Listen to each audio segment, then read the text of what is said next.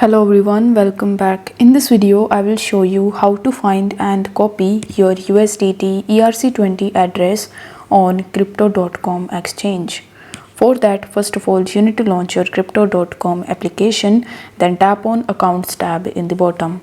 After that, tap on Crypto Wallet section, and here you will be able to see various types of cryptocurrencies.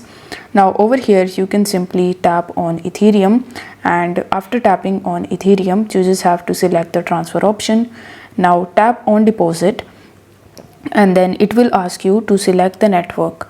So in order to select it, you need to simply tap on it, and here you will be able to see a bunch of different networks that you can use in order to find your ERC20 network. So here we have Ethereum, that is ERC20, so you just have to select it, and then it will show you the deposit address in front of you.